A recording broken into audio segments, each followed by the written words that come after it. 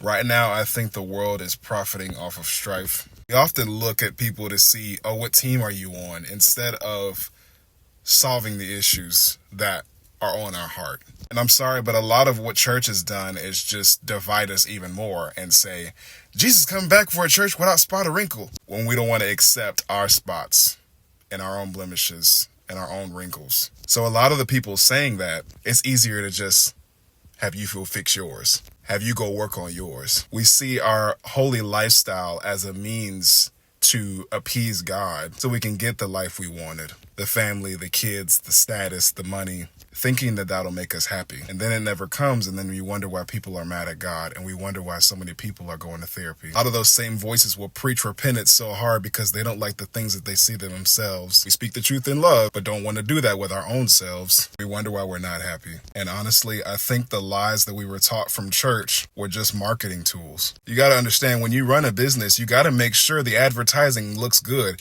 You got to make sure the product and the service looks good. You got to make sure you give them the instructions, and then you got to make sure that the outcome looks the way you intended for it to look, especially if you're going to continue to get reoccurring funding. And so we've made people ingest tradition to advance our own agenda. A lot of churches have. And in reality, we wonder why it doesn't work. You wonder why we can't accept our differences. Every church is majored on minors right now, and we don't want to talk about all the strife going on. It's like no preacher can see eye to eye right now. You can't even have relationships if we can't learn to accept each other's differences. We want our own platforms, but what about deep relationships? Stuff that you can't post. I share this stuff to connect with people based off stuff from real life. We can learn how to be happy with our own lives instead of fighting for what we don't have. Why it's not enough.